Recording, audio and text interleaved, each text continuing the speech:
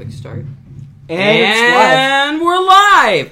Alright, hello everybody. Welcome to WordCast number 39. Yes, 39. Lots of interesting news that we have for you guys today. It's going to be a really great episode. And a pretty good pile of stuff this time, actually. So I'm excited for that. While we're doing the intro, you should update the Twitch title. I should probably update the Twitch title. So what's your name, Daniel? Well, you just answered that question. Ethan. Oh, man. Did I really? Yes, My you bad. did. Not again. Alright, so I gotta update this Twitch title real quick, because I always forget, because I'm a genius. Alright. And I just want to say thank you, Joe, for joining so early and waiting for us, by the way. We appreciate it. Sorry we're like 12 minutes late. We apologize. 13. Okay, 13, 14, whatever. We're some kind of amount of minutes late. So, Whoa. you know, it's impressive, right? So, anyway, before we jump straight into the news, one quick thing I wanted to announce, in case you guys didn't see the announcement video on the channel, is, I love you too, man. So my two series that I do on Tuesdays and Thursdays, Blips and WordCast Lite, respectively, are being suspended for the time being. I just haven't had the time to do those videos and also produce a good weekly content, and I want to try and do more with our live stream here. Actually, we're going to be setting up some better stuff here soon for the live stream when it comes to hotkeys for showing more screen caps and stuff like that. So that's going to be better, but I just haven't had time to do things like on the website as much either. So now that I've canceled that, very shortly you guys should actually see the website up and running with consistent article posts and stuff like that, and all kinds of other stuff like that. So I just wanted to say I apologize for this series being gone. They will come back at some point when I have more time on my hands, but right now I've got to stick to that one a week, and then Mirko generally covers Friday's video. But we're going to jump straight into the news? Yeah. All right. Razer announced a phone. Yep. Now, this is quite interesting. Yeah, earlier today was the stream for this. So this is brand new news. So for those that don't know, there was a phone company called Nextbit that made a pretty interesting phone called the Robin. It was a cloud-focused phone. A lot of people really liked it, actually. Yeah, it got pretty solid reviews. It was a pretty good price. And then Razer bought Nextbit, stopped producing the phone, and that was kind of it for a while. Yep. And now we're seeing the fruitions of that. Razer made a gaming-focused phone. Everything that they did, every decision they made as far as specs, as far as design, was gaming first. Yep. So that means that we're getting things like a screen designed for gaming, and that means two different things. See, I thought you were just going to leave it at like a screen, and I was going to be really confused for a minute. But that means we're getting big bezels, rather than a bezel-less screen. Yes, because big bezels are easier to grab onto. So a good comparison would be if you look at something like an iPhone. It's pretty easy to grab onto the sides of these. You've got a spot to put your thumbs. Yes. Whereas if you use something like the Pixel 2, it's still got bezels, but they're much smaller. If I just put my thumbs right here, they're on the screen. They use the space from the bezels, though. Indeed. Yes. So those bezels are just speaker. Just like pretty much big speakers. Yes. Yeah, I can't wait to actually hear them. Yeah. Hopefully in person at some point. MKBHD, do we have a price yet? $6.99. Okay. And MKBHD said they sound really good. I imagine. But the screen itself is very interesting. So it's a 1440p panel as normal for high-end Android phones. Very common. But what's interesting is that it's not a standard IPS. It's not OLED. It's IGZO, which is no surprise because Razer uses Razer's great when it comes to IGZO. Yes. Yeah, they were one of the first ones to make it. They didn't pioneer the technology, but they were one of the first ones where people started to notice. Oh, IGZO's a thing. Yeah. A lot of people didn't know what it was until they put it in the Blade. Yeah. So. And you might be wondering why they didn't go OLED. Well, that's because you can't have 120 hertz when you go OLED currently on mobile because all of the high refresh rate OLED screens are going to VR. Razer has a 120 hertz panel on their 5.8 inch screen. And it's 120 hertz in gaming, or if you switch to it. By default, the operating system runs at 90 hertz, so you get a smoother experience than you would with pretty much any other Android phone.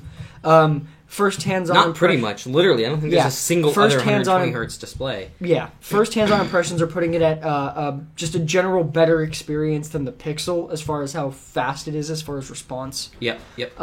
There are other phones, not Android phones, but there are other phones that use 120 hertz for the input for polling. The iPhone does that for the iPhone X. but it does not refresh at 120 hertz. Right. So this is going to be big for games. Now, there's not a whole lot of, or really any games that support it now, but Razer being Razer has pull with game developers. Right. And they are already working with them on getting support for 120 hertz in the big mobile games. Which is cool. And I mean, realistically, looking at this from like a standpoint of a gamer, it's like, let's be honest, a lot of people don't game on their phone. Yeah. But it's a great phone nonetheless. Yes. They're taking the advantage of larger bezels on into top play of that, completely. well, sure, a lot of the like hardcore gamers are going to say like, I don't really care about this. There's a reason that things like mobile, like touchscreen first-person shooters keep getting made. Yeah. Because they're making money. Yeah. Because a lot of people are playing them. It's just not the people that would play on PC or console. Exactly. So this is opening up Razer to pretty much a whole new market of people that wouldn't normally buy their products, which is why I think it's a fantastic move as far as a business move goes.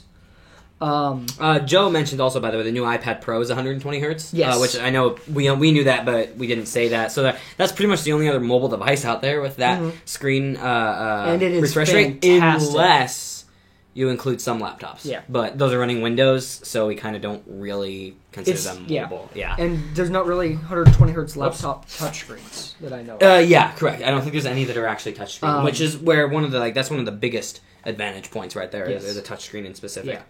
This phone also features the standard Snapdragon 835 that you'd see in any other high-end phone. Which I've always been a proponent of putting the second to top tier Snapdragon in phones, specifically for battery life improvements and very little performance drop. But in a phone that is either media or especially gaming focused, they made the right choice. And they also included a 4,000 milliamp hour battery to make up for the extra performance. And considering how good 3500 on the S8 Plus is, this is 4,000 on a more stock experience. Yes. So I would assume that the battery life is going to be loads better. It's going to be close to like Pixel, the original Pixel battery life.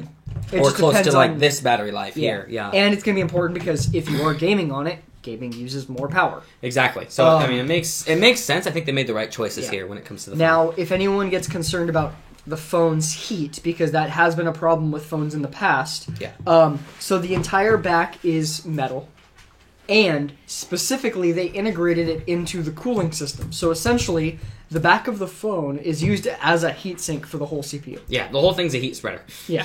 Here, let me see if I can pull up some images of it. I'm going to pull up, I think, TechCrunch's article about it so you guys can see what it looks like. So I'm going to go ahead and, obviously, full credit goes to TechCrunch for this. Switching to screen cap just to show you guys. Okay, I do not want to play the audio, but in theory it should not play. I hate videos. Okay, there we go. So that's what it looks like right there. As you can see, pretty massive speakers. The only thing really covering the grill on the bezels up here is going to be your camera area and stuff like that. Full-size display, on-screen buttons, which is cool, so in your gaming... I have another link that you should use. Oh, you have another link I should use? Okay, all right. Just go razorzone.com/mobile/Razer-phone. Going. If I can type, that help. Slash that help. Razer-phone, sorry. /Razer-phone? Yes.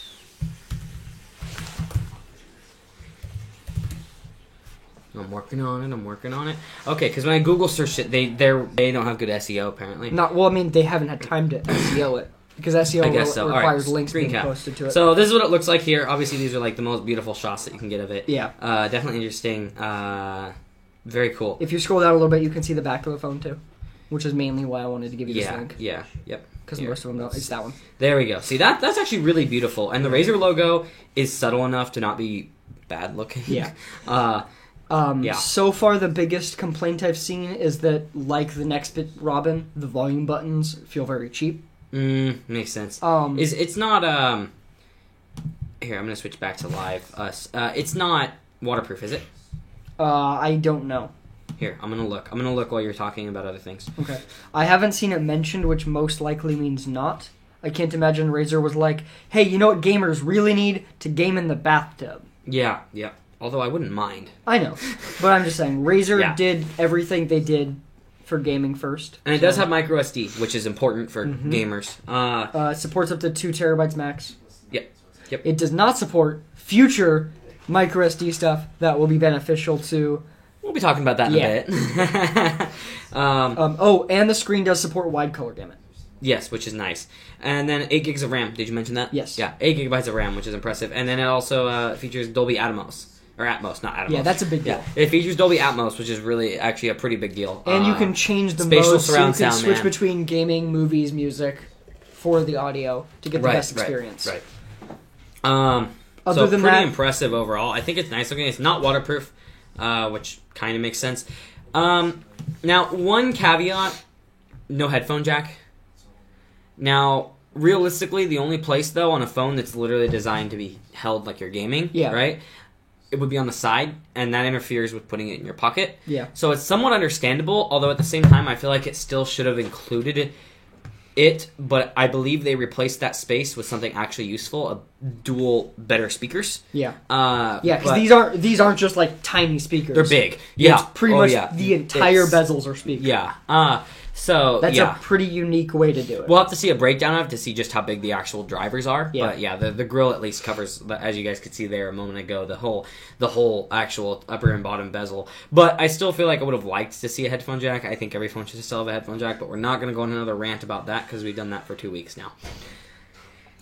Also, so this might be also relevant. It seems like I'm wondering if the headphone adapter that they're using is better than most of them because they specify when you're listening with headphones, the hardware is certified by THX and guarantees audiophile quality. Obviously, that can mean jack shit or that can mean a lot. Yeah. But the fact that they're saying that on a not built-in headphone jack, it's certified by THX means that this might be a better than normal headphone. Yeah, it could be. It's going to be probably closer to something like the V30. So we have a few comments and stuff to address here, though. Felipe says the battery would be nice to have, definitely. Yeah. Joe's complaining that it's not liquid-cooled. Although according to a instructor at a specific college I had once, heat pipes are liquid cooling. Yeah. So it's liquid-cooled, yeah. I mean, to be fair, Microsoft has used that in their phones. I hate it so much, but I'm not going to argue about that right now. Incorrect stuff makes me mad. So anyway, Mirko says Razer phone is the biggest waste of money that you could do. Well, I don't think so. It's actually pretty cheap considering the specs. Have you seen the iPhone X? I think he's just trolling though. I know. Steve asks this or the iPhone X. I think that depends on what you're really planning to do. Now, if you're an Android user, then obviously this, if that's what you prefer. But I would probably say it depends on use case. Mm-hmm. A daily driver, the iPhone X might, in some ways, be a better phone. But this is going to be better in a gaming experience or a media experience. Personally, I would have to say, if you're wanting a large phone, unless you specifically play a lot of games or watch a lot of movies, something like the iPhone 8 Plus rather than the X, or if you're okay with what ultimately is minor blue shift, I'd say wait a couple more weeks and then consider the Pixel 2. Yeah. The reason I'm saying wait a couple more weeks is the burn-in stuff. The burn-in or potentially just other display issues. Yeah. Well, what's the other term for it? That's not the actual burn-in, but the one where it's temporary. They still call it burn-in, but it just recovers. There's a specific term for it.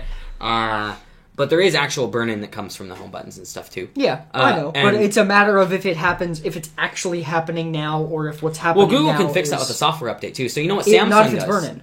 Not if it's actual burn-in. No, they can't fix the burn-in. They can prevent the burn-in with a software update. They can try. They can. And this is the way that Samsung does it, is they shift the pixels on all of the buttons down home over like a pixel or two periodically. Yeah. Not enough for you to really notice with the human eye. The reason that I say they only might be able to is if the phones are already having legitimate burn-in now, it'll be really bad. Shifting the pixels, because I mean, even if you shift the home button 1 pixel over or 2 pixels over, most of the home button's still in the same spot. That's true. You move it enough to change all of those pixels. Colors. You would have to move this all the way over, pretty much. Oh, that's true. I forgot the way that their home buttons are designed because they're filled in. Yes. Yeah, that's probably part of that. That's probably why they don't do that, because the Galaxy, they do that. Well, they are talking about making changes specifically for this, so they may remove the solidity and then shift them around. That could be. We don't know. However, again, right now, the only concern that I have with the Pixel screen is if what is currently happening is actual burn-in, then the fact that no matter what it is, there's burn-in after a couple of weeks is concerning. Yeah, it just Because tells you the quality of the always-on OLEDs display- are not good, and yeah. Especially since right now in Android 8.1's beta, the always-on display is broken so that the proximity sensor does not shut it off. Nice. Yeah. So anyway, but yeah, this versus the iPhone X, I would say, Wait on both. yeah, probably wait on both, but just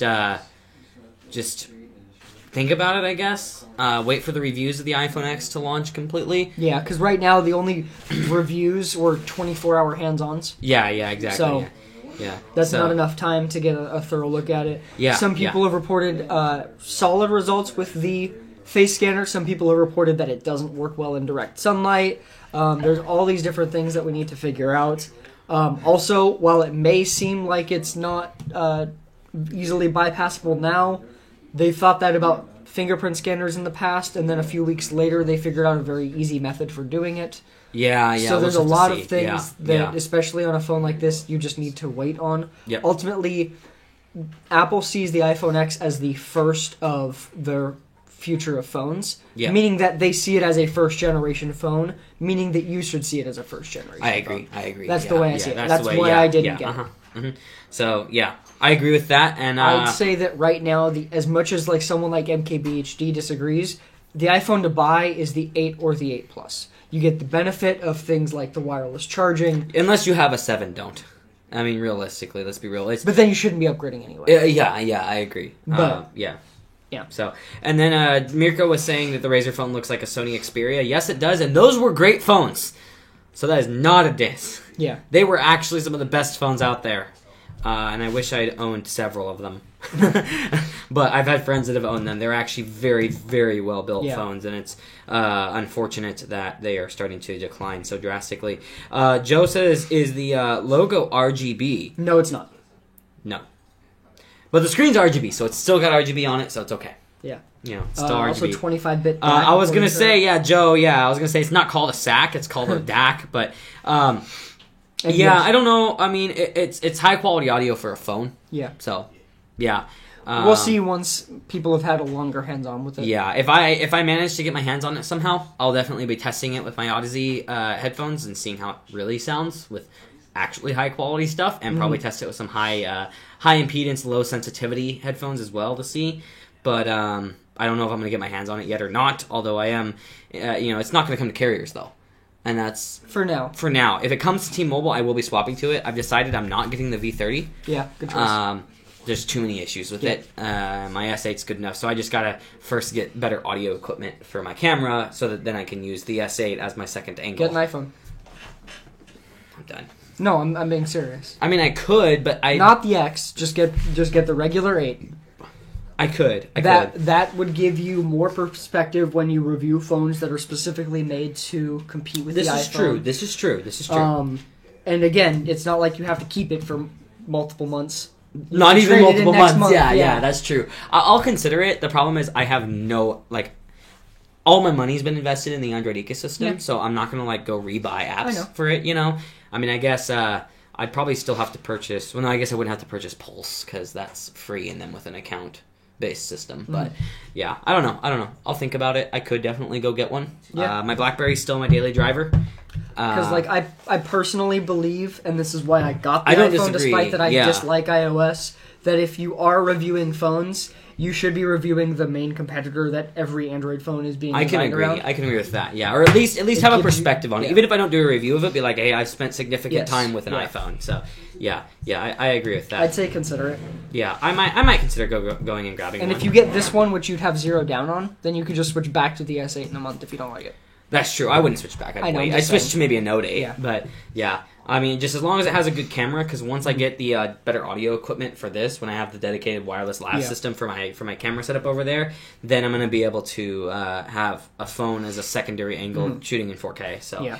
okay, so Next iMac topic. Pro Yes. is the next topic. We have the full specs Full for this specs now. from it. So we're looking at first off, I'll just get the price out of the way. It starts at $5,000 for base spec. Yeah, That's it. 5K for a 5K display. Yes, 5K, I'm cracking open a 27-inch can. display with 500 nits of brightness and wide color gamut. So while not technically full HDR because it doesn't hit the 1000 nits, it does at least get the major advantage of the wide color gamut. Yeah. And when it comes to displays on Apple computers, they are generally very, very good when it comes to contrast ratio as is. Yeah. And that's generally with less brightness. Yeah. So we'll see how this is. It might be comparable to a 1000 nits general panel. Well, it might be when it comes to the contrast, not when but it's still not going to be as bright. Yeah, I know. And the only time that 1000 nits is the maximum that you really need to go for quality brightness in even a fairly well lit room. Yeah.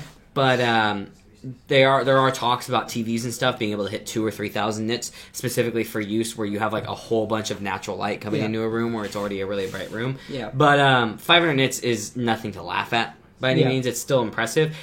To me, it's still a little disappointing that it's not 1,000 nits though, because it's supposed to be a content creation tool. Now, but PC doesn't have anything that can go along with it. Yeah. So, I mean, it's not like I'm saying, oh, well, you can do this on PC. Yeah. It's still a very good display. This is also designed to And you're closer to it. You're closer to it. Well, and this is designed to pair with multiple monitors. Yes. Yes, correct. So you don't even need it as how a many main. 1000 nits PC monitors in general are there available? Maybe one or two? I don't think there's a single one, actually. I don't even think some of the 8Ks that Dell have done hit anything like that. Yeah. So there are, I guess there are a few that probably do that aren't actually out yet, is what we should say. There were ones showing off at Computex and even CES.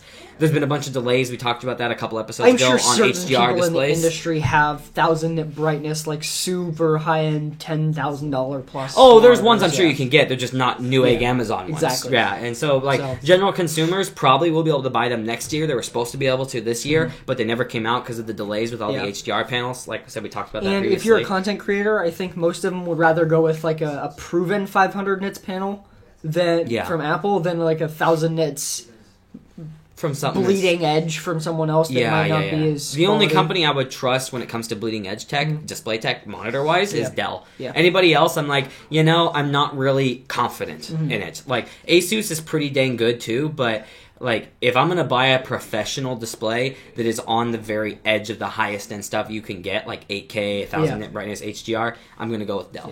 Yeah. The other thing I actually wanted to say though, was in relation to this, if you're a content creator, let's be honest, most content creators that are going to be using this as their main system for doing content are YouTubers, a lot of them, and stuff like that, not generally, obviously movie producers and stuff. And so, realistically, most of them aren't shooting in any format of HDR anyway.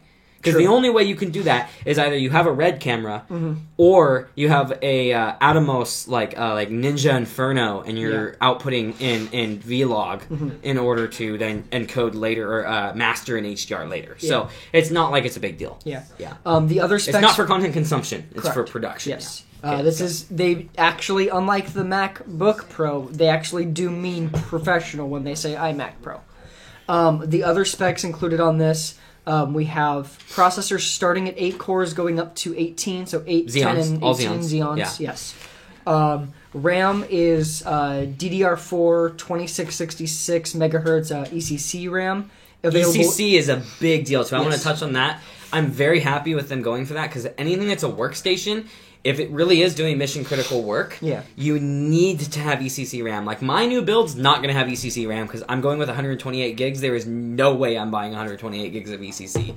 But generally speaking, you want to go with ECC, especially if you're actually doing, fairly high-level video production and stuff like that. And, I mean, beyond YouTube, potentially, or really high-level YouTube, like MKBHD. Yeah. Because you just don't want to lose a project, is what it comes down to. But realistically, as long as you're saving often enough, it's not at the end of the world. But it's just, I'm proud of them for going the extra mile and doing this. Yeah. And this might help drop prices in ECC RAM in the general market a little bit. Except it's going to dry up availability while we're currently in the shortage. True, but that's a general RAM thing. ECC is actually... So ECC RAM's built differently, and so it's still going to go along with the DRAM shortage somewhat, but it shouldn't be as affected by the DRAM shortage because there tends to be higher stock of it. Not like to be higher stock of it. Yeah, but the point I'm getting at though is if Apple's putting it in their systems, that should in theory help drive down price because more of it needs to be made. Yeah. And that's the biggest problem with ECC is you're paying 2 to 3 times more money for ECC. Yeah. So Now, that being especially said, right it's, now. it's not unprecedented for Apple to do this. They went with ECC in their trash can. Yes, they did. So, yes, yeah, I know. I'm just proud of them for doing it. Yeah. Sticking with professional. We're not kidding when we say professional, and I Yeah. appreciate that about Apple when it comes to their desktops, at least. I hope that what they're doing with the iMac Pro, is an indicator of the route they'll go for the future of the MacBook Pro. Because the MacBook Pro is not a Pro lineup computer, in my opinion. Mm-hmm. So it's just a joke. The RAM is available in 32, 64, or 128 gig configurations. Which made me happy that they were willing to go up to So if you're 128. doing things like particle simulation, 128 gigs might come in handy. Yes. I mean, I'm going with 128 for my future system, and that's just for video work, you know? So, I mean, like, RAM being used up more and more. We have a couple questions I want to address really quick. Or actually, after the specs. So, after the specs, I'll get to your questions, guys. Okay, so... Storage is available in either 1, 2, or 4 terabyte SSDs. Yes, so all solid state, but they, people, I think were complaining about not having very much mechanical storage or any in this case in there. That's okay because it's all built into the display. They expect you to buy an external Thunderbolt enclosure for your big storage, we'll talk or about use that more as we're going network-based. through this because there's a specific spot I wanted to touch on. Next spec is huge. Yes, so the GPU is Vega. Yes. Either a Radeon Pro series Vega 56 with 8 gigs of HBM2, or up to a Vega 64 Radeon Pro with up to 16 gigs of HBM2 memory. Yeah. So basically the Pro GPUs that AMD released before they released the Vega gaming GPUs, except now we have a Radeon Pro Vega 56, which didn't exist before this.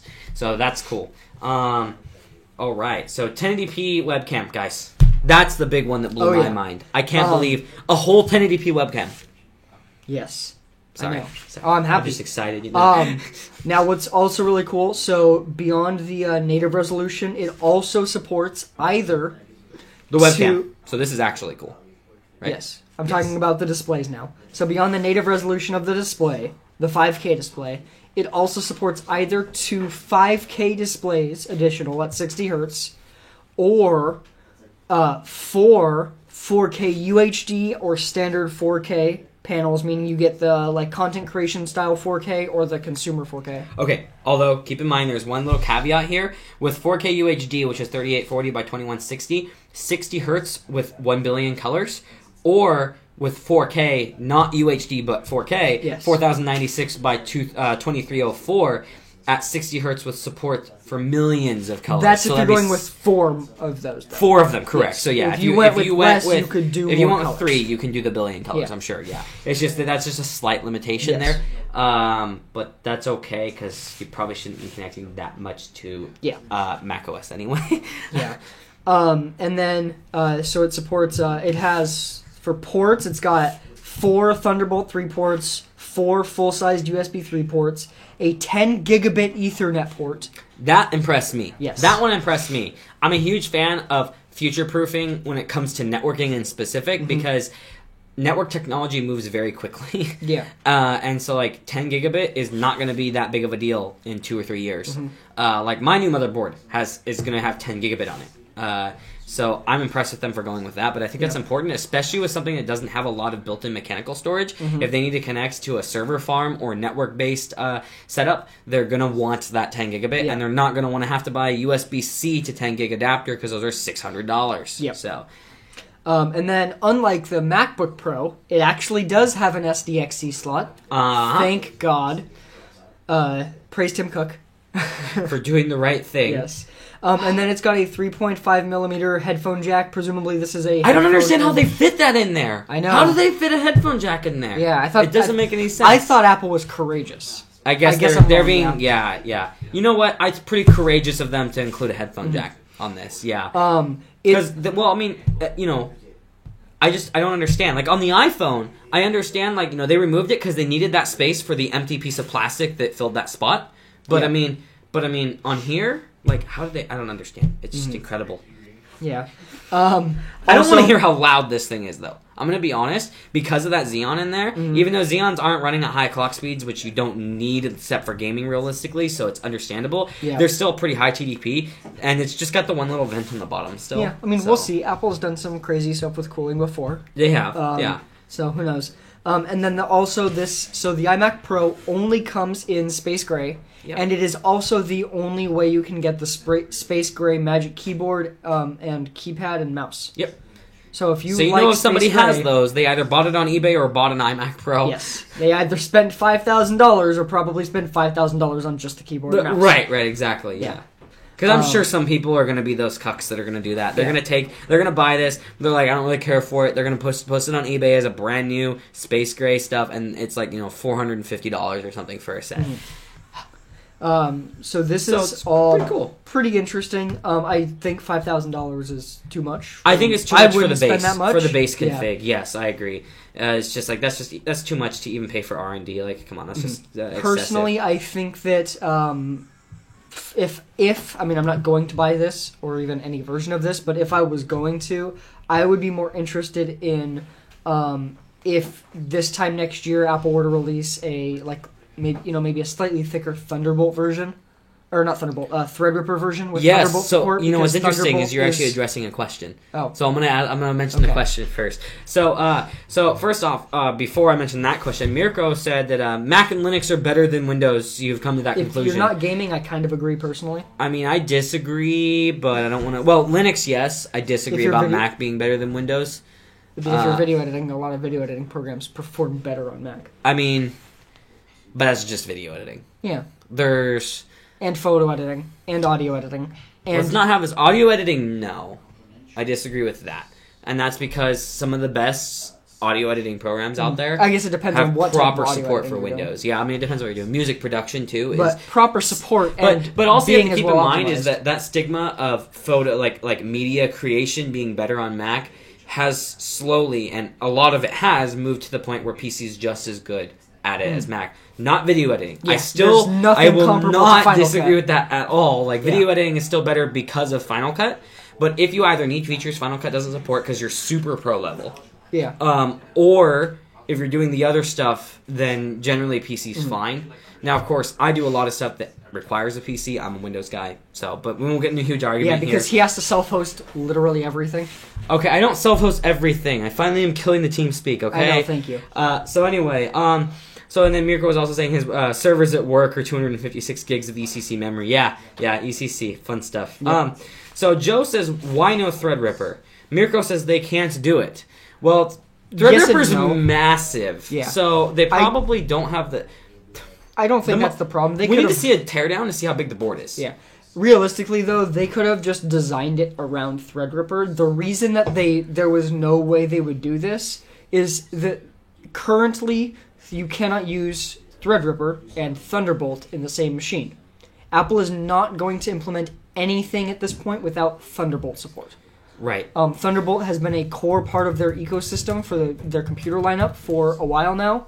And it's not until, I think, January of next year that Intel will start allowing Thunderbolt with royalty-free. It's not actually going to be open source, so Intel will still have control over it. However, there will be no royalties for Thunderbolt 3. Right. I am thinking that coinciding with PCIe 4, they might be launching Thunderbolt 4, keep that Intel exclusive until near Thunderbolt 5. As my guess is that we're going to have royalty-free versions of whatever the close to previous gen version of Thunderbolt is. But long story short, there is no way in hell that they are going to be implementing anything that does not have Thunderbolt for the foreseeable future. Yeah. It's just too core to their ecosystem and too core to the fact that, all of the custom designed for Apple 5K monitors use Thunderbolt. Yep. So I wanted to get something here. So there's probably, that's one reason. Mirko also mentioned they might not be able to cool it. Now, keep in mind, Mirko, Threadripper and Zen in general is actually really efficient. And surprisingly efficient. So, now keep in mind, the 18-core Xeon has a TDP of 145 watts. Whereas, but I'm going to elaborate on this, the 1950X has a TDP of 180 watts. So that is, that is 35 watts. That's a pretty significant amount of heat output increase there. But keep in mind, Threadripper 1950X is running at higher base frequency. So the 1950X runs at, let me find out exactly, actually, really quick, to make sure I give you the right specs. But the 1950X is running at a much higher base frequency and a higher boost frequency. So 3.4 gigahertz is the base frequency versus 2.3 gigahertz on the 18-core Xeon. So the 18-core Xeon may have 2 more cores and a lower TDP, but it's running at a gigahertz less. That right there can make up that TDP chunk alone. And its boost is 3.6 gigahertz versus the 4.0 that is on, plus 4.1 with extended frequency range on the 1950X. So, yes, you're right. They probably couldn't cool it, or it'd be really loud. Question for you. Yes. Is Epic significantly larger than Threadripper? I haven't looked at Epic is literally the same as Threadripper. Okay. Epic is Threadripper. I would expect Epic rather than Threadripper, honestly, in something like this. Maybe because they could go with a similar core count but lower clocked, which would probably mean lower Yes, TDP. so Epic is lower clock, although I don't think you can buy any Epic stuff on Newegg yet. I'm checking right now. Yeah, but Apple wouldn't be doing that. No, of course not. I was just curious to see if I could find specs on it. Let's see. Let's see 16-core Epic processor. Going to try and do a search here to see what the... see, there's a news article on it. Because it looks like it does have lower TDP. You are right. We are looking at... How much does the 18-core Xeon have, TDP-wise? 145 watts. 145? So yes. You could almost run one of the 32-core Epics, because it has 155 TDP. The 32-core... no, that's the 24-core. The 32-core is 180 watts. No, there's 2 different 32 cores. There's okay, that's right. This is when they just... This was 180, and then there's a 32-core that's 155 or 170. Yeah, so realistically, yeah. So Zen is very a very efficient architecture, so never forget that is basically what I'm getting at here. Yeah. It's just that the socket's so huge. Although the reason I don't necessarily expect them to go with Epic, although I agree that if they were worried about cooling, they could have. So I think the biggest issue was probably Thunderbolt and the socket. But the other thing is that generally in a workstation, you want to go Threadripper and not Epic because A, it's easier to get a hold of. B, the higher clock speeds do actually help make up for some of the performance, and even a lot of high-end workstation tasks can't use more than 12 or so cores. Yeah. And then the other reasoning is that Epic is not much different from Threadripper, unlike Xeon versus i7, i9. Yeah. You still got ECC memory support. You got half the PCI Express lanes, but you're still talking 64 PCI Express lanes. So, it's generally Threadripper is what's going to be used in a workstation. Yeah. But I just wanted to point out to Mirko there that, it's not impossible necessarily for them to cool it. Also, Mirko, please elaborate on your comment, Windows is useless unless you are gaming, because I wholeheartedly disagree. It's not useless. I might agree with you that OS X might be better for some people for usability. Yeah. But it's not. He might be trolling. I'm not sure, so I'm just asking him to elaborate. Because I think Windows is far from useless. And maybe there are some media creation things and content creation things that are better, especially with Final Cut on Mac.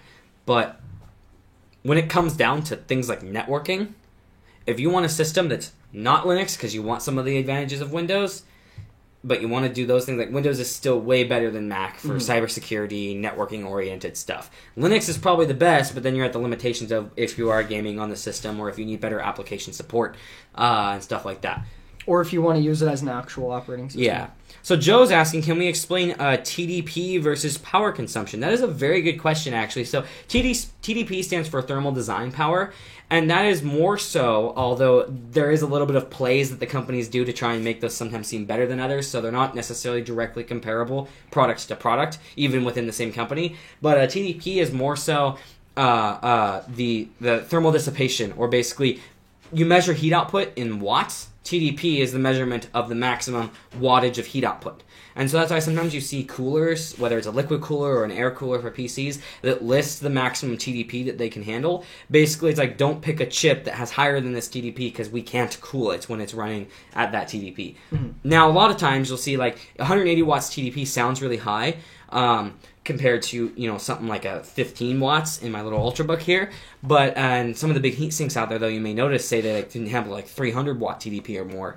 And the reason for that is when you start to overclock and add more voltage, that TDP shoots up drastically. Yeah. So the TDP is the maximum heat output that it's going to have at its stock configuration from the company. And they generally try and balance voltage and clock speeds very specifically to get the best TDP with still the highest clock speed they can reach. Versus power consumption is power consumption, how much it can consume. So, some of the power that's going into it is not dissipated as heat because it's used for the processing. So those are different numbers there, but you can still somewhat generalize. But the thing is, like the 180 watt TDP on the Threadripper 1950X, the actual power consumption of that chip is around 250 watts stock. Overclocked, maybe up to 300 or so watts. The 18-core 7980XE from Intel can hit like 500 to 600 watts on its own overclocked.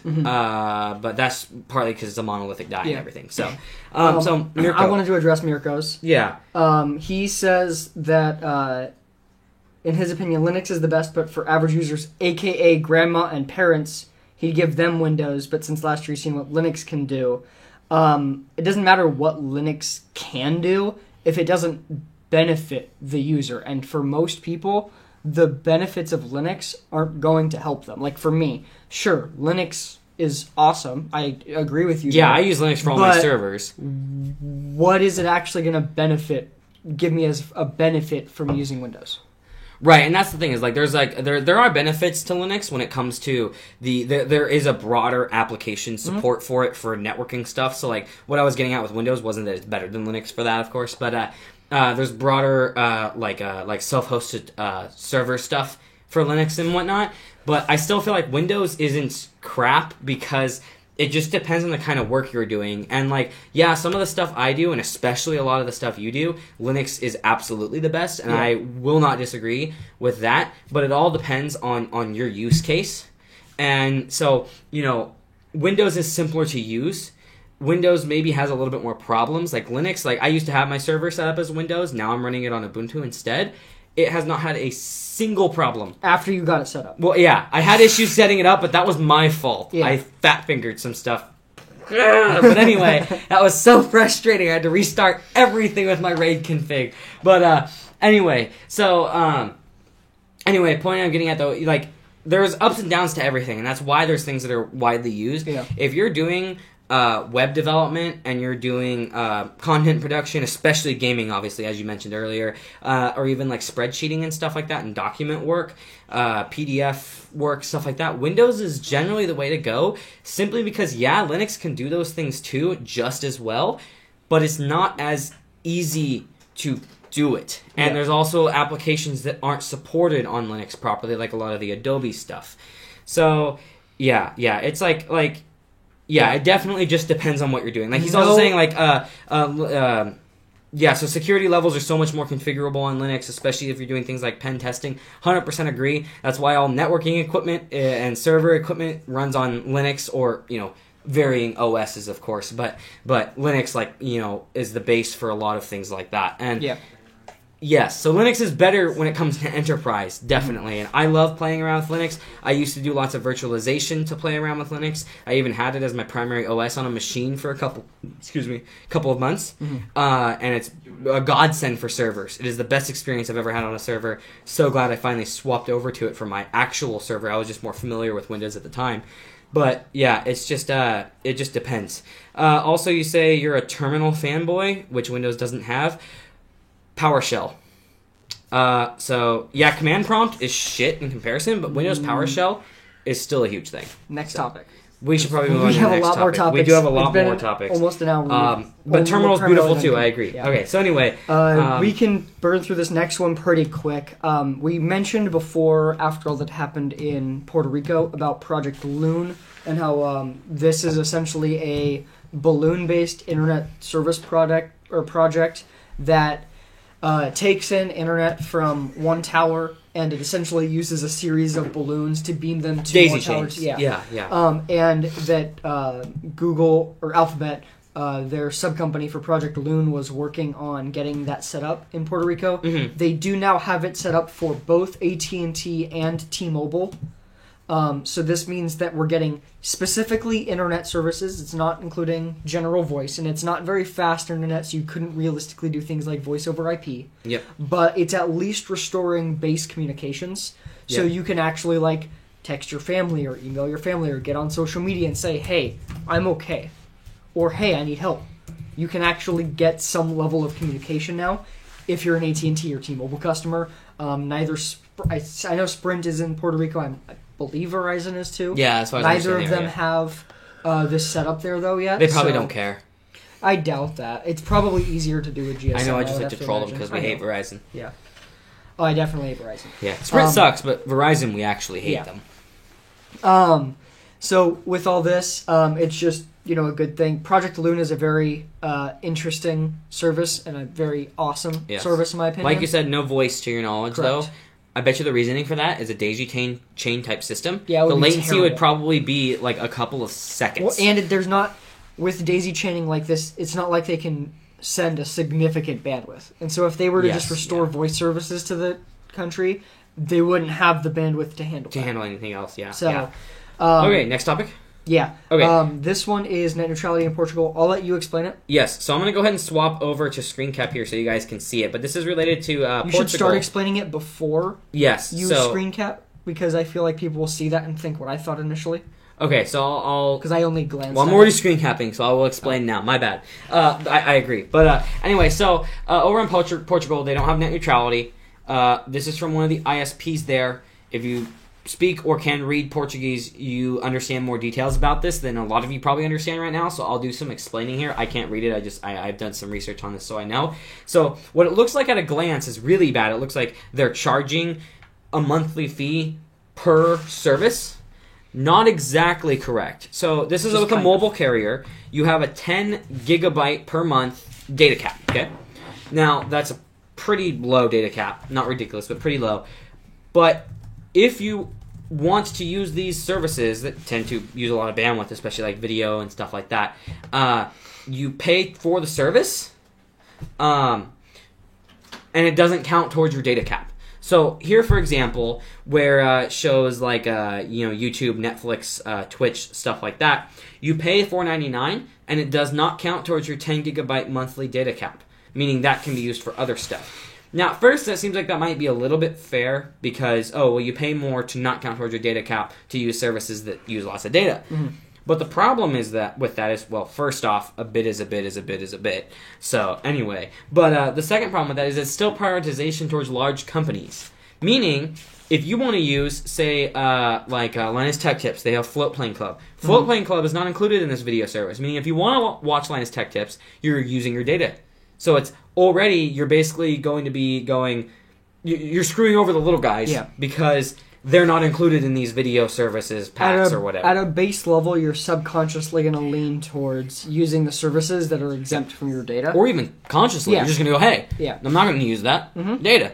So, and this is by Rokana or something like that on Twitter that posted this, just FYI. At least they just linked from one of the wireless ISPs in that country. Yeah. And the other thing is that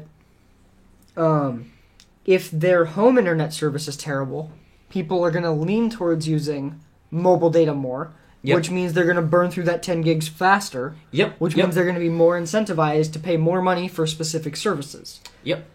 So it's a wireless ISP screwing somebody just as much as the wired ISPs. Yes. And what's crazy about this is it even includes things like email. Yeah, as part of this exactly. list. Uh-huh. Email and cloud services, but Gmail is one of the options. Yahoo is one of the options. Yeah. Messaging services, which don't use a lot of data anyway. No, not that's just a minimal. blatant manipulation. That's of people, just, hey, realistically. Well, that's because most people look at this, they don't understand how data works and what realistically uses large amounts of data. The only thing they know is video probably uses a lot. Mm-hmm. So it's them throwing it in. They're like, hey, we can probably get a little more money out of people by throwing messaging in here as well. Realistically, other than the video service one, the only ones that would use a lot of data are music, the actual cloud storage, and then something like Skype and Snapchat. Exactly. Not Facebook Messenger. Yeah. Like, come on. It's ridiculous. Yeah. All right, well, I'm going to switch back to our live view, but this is really bad. And this is, in my opinion, and the reason I wanted to talk about this is where the U.S. is headed if net neutrality goes down. As of right now, everything indicates that the next big decision from the FCC pertaining to net neutrality, or the next vote, may happen right before or literally on Thanksgiving, meaning when people aren't paying attention because they're on holiday. Yep. So it looks like the FCC is trying to do away with this in a back-end move, pretty much, essentially. It sucks because it's like what the people want and what the people are fighting for is no longer shit's given to it. Yeah. That's the thing that frustrates me is the majority hate this and are trying to fight against it. Every tech tuber is talking about how horrible it is. Every like politician practically is talking about this. Also, Joe is saying that in Portugal they still even have things like text message limits, which is insane because he's saying Neo is like the Verizon of Portugal. Yeah. If you know how text messaging actually works on the network, there is no excuse for text messaging limits. Wait, hold on a second. I'm gonna. Oh wait, I'm pinging Google. Oh man, there went a couple text messages. Yeah. It's essentially literally not essentially. It's literally the amount of data that can fit in a packet for a ping. Yes. It is text messaging. Literally, it is free for me to open up command prompt, and literally just like ping them as a practical text message, and it doesn't cost anything. Yeah. But if you're texting, they track that. They can charge you for it. They can limit you for it. Yeah. Absolutely horrible. And I mean, text messaging wasn't even built originally for a messaging service. It was a hack on an existing way that phones pinged to and from the tower in order to send consumers messages about service issues. Yep. And then they realized that it had this greater potential, and they implemented it. And wait, you mean back when they weren't complete money hogs and actually tried to implement things that were good ideas? Yeah. Back when, they didn't take over the world? Oh, wow. Okay, so let's move on pronounced now. Meh-o. What? It's pronounced meh-o? Yeah. I like it. I believe them, too. Yeah. The next topic is pretty interesting. This one I'm excited about, and I know you are, too. Yeah, this is exciting. Especially for camera nerds. Yeah.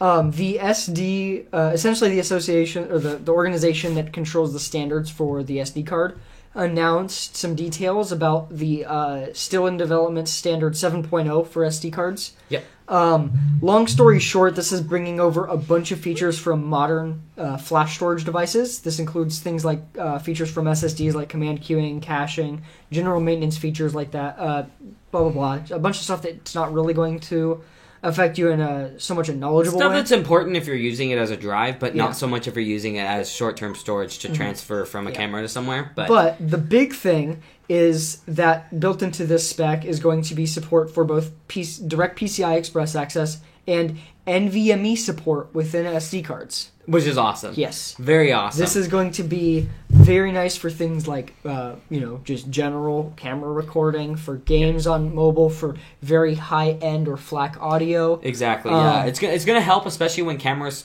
actually utilize this. So I'd expect 2019, we'll see some cameras at CES 2019 that will show off what they can do with this kind of a SD cards specification. We're looking at right now, when you look at some of the more advanced like VR cameras that are actually in reality just a bunch of GoPros strapped together, and because they kind of have to be, and therefore they require 1920, 30 SD cards. SD cards. Yeah, exactly. If you could develop a system that could record all of that data at once onto one SD card, Yep. that would be a world of difference for people that are actually using that for content creation. Exactly.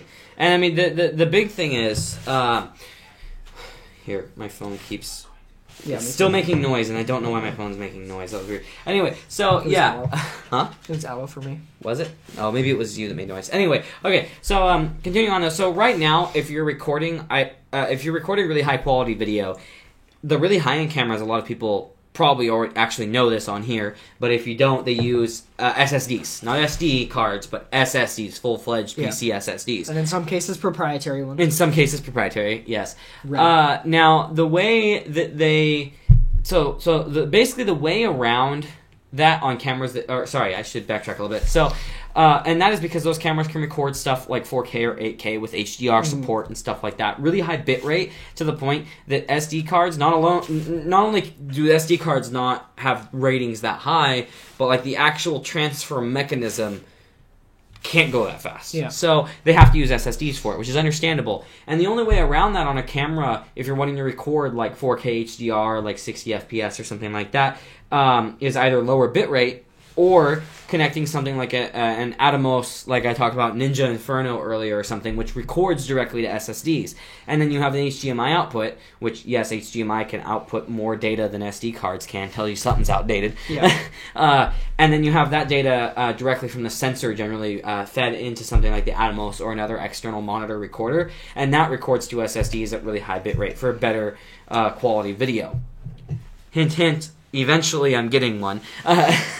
But anyway, so that is the reasoning behind this being a big deal, is we can see higher-end cameras or even lower-end cameras that can shoot higher quality video. Mm-hmm. Because currently, if you have a camera that has a sensor that, can shoot 60 FPS HDR 4K, you might be at the limit of what the SD cards are capable of. Now, you can still shoot that, but lower bit rate too, and you could do a higher bit rate. Is the big thing I'm getting at, because like the GH5 uses SDs, but it shoots in 4K 60 FPS. Although I think you have to lower it to 30 for HDR. Mm-hmm.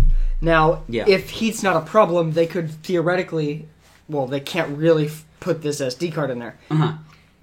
If this was something that they could just get the speeds into, then they could have software updated it. As long as the sensor doesn't overheat, they could maybe potentially have 4K 100 FPS HDR if the sensor can handle it. As soon as the spec is finalized, then even before we get the faster and faster SD cards, because if we're going with NVMe, realistically, we're probably going to see base NVMe SD cards to start, and then eventually get faster ones. And so as long as they build the straight PCI support and the full NVMe they just have to have an SoC on the camera that can handle PCI Express. Then they could just allow this to go all out and just release software updates as time goes on to support faster SD cards. Exactly, and more features. Yeah. So this is all going to be pretty big. I think that one of the biggest things is going to be for 360-degree cameras, because right now recording with those is utterly ridiculous. It's stupid. It's all software to put it together. Yeah. And that's a pain in the butt. And so if you could have one system that records everything and keeps it all together, you could theoretically use something like a Snapdragon 835 to process it all live. Yep. And that would also open up a world of much better quality live 360 video. Yes. Because currently live 360 video is not that good quality. It's not at all. I mean, regular 360, let's be honest, isn't even that good. Yeah. Interesting. So it's very cool. I don't expect high capacities though. That's the one other thing that we're gonna.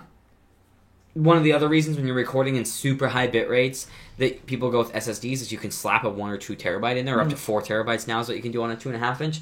Don't expect SD cards to be getting over probably 256, and at first we're probably going to see a cap of more like 64 for these, simply because we're gonna the flash is going to take up more space. It's higher performing flash, and they're going to have some kind of over provisioning in there most likely to keep it reliable because it's higher speed. So we'll have to see. I know that there are some pretty high capacity ones right now. You can get them up to about 512 gigabytes, I think, is the max for SD cards. But just at first, don't expect. And when I say at first, I don't mean like for the first year, don't expect more than like 64 gigs. I'm just saying, when they first launch, you're probably going to see it slowly scale up. I mean, we'll see. We've seen, companies show off 1 terabyte SD cards before. So that's true. We might see something like, especially at the beginning stages, them release a 1 terabyte card that's provisioned down to something smaller in order to... It could be, like 800 gigs or something, so there's some backup in case there is a problem. It's all up in the air right now because this spec is still in development. Realistically, there's actually a spec in between what we have now and SD7. We're going to get a minor bump to 6.1. So there's going to be some minor features that come out, and then the big upgrade. Long story short, for consumers...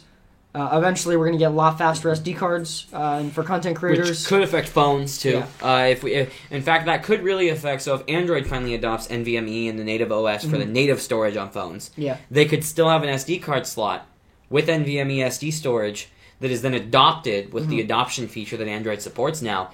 And then all of a sudden, you've got you could potentially have a 1 terabyte phone Yeah. that has NVMe SSD storage in it. So you can load apps onto it. They're going to be just as fast. Yeah. And that's a big deal. With the way that Google has been working on Android apps running like a desktop app in Chromebooks. Yes.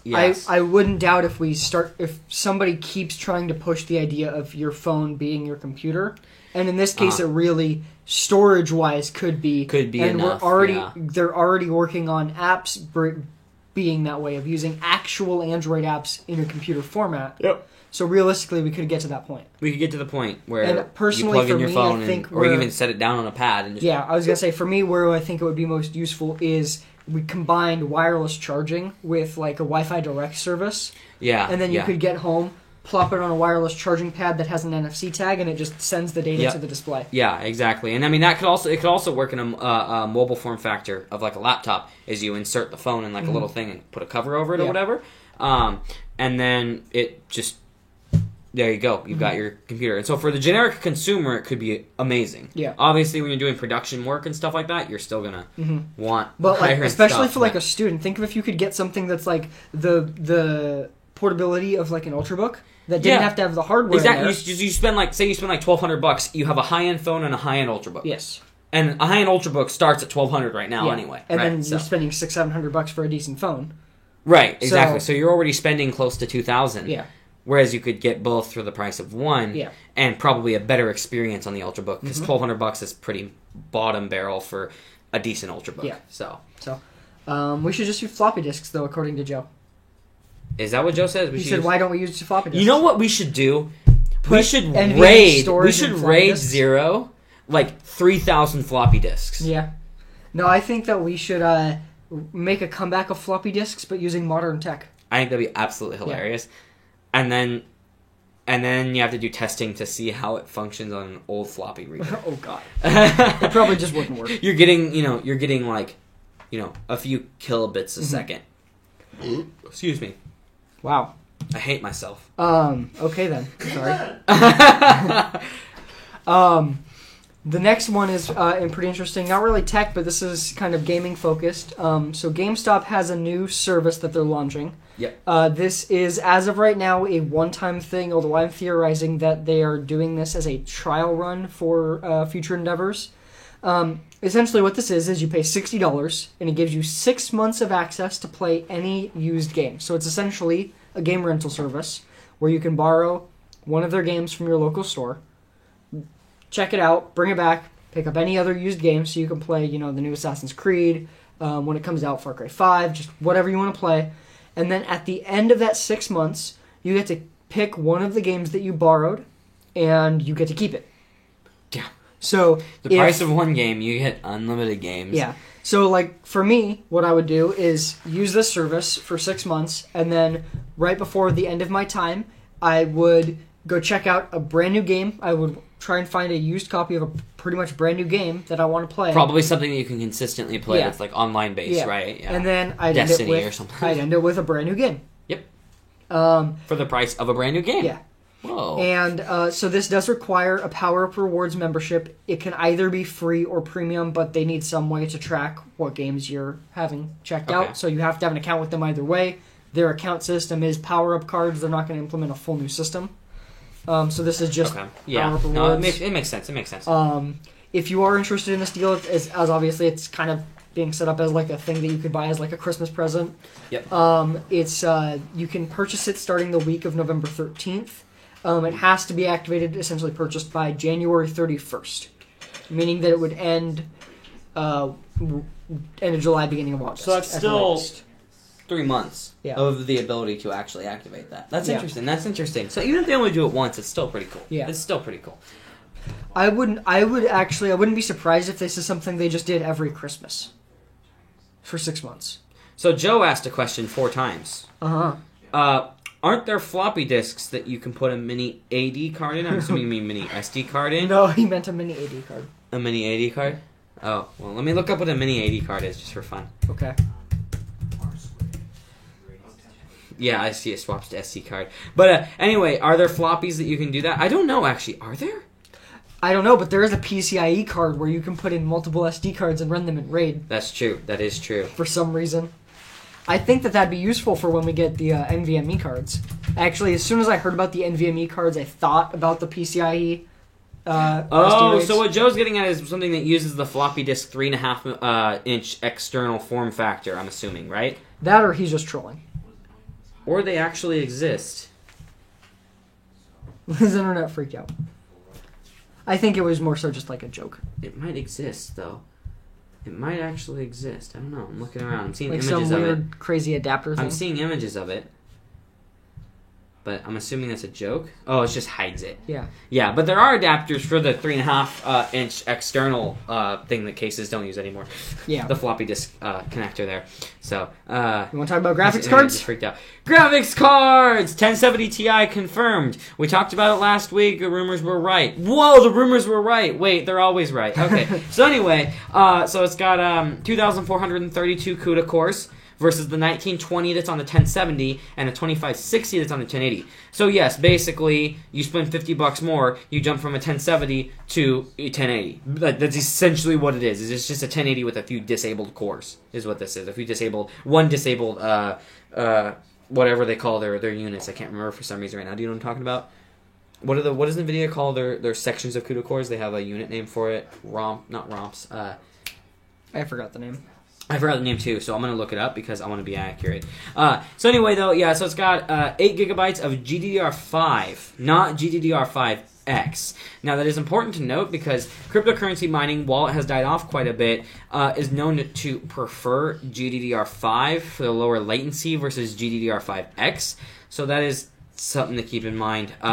Thankfully, it's just generally not as good on NVIDIA cards anyway. It's generally not. Correct. All right, I'm looking right now to see if I can find what they call it, but it's not on their website. It doesn't look like.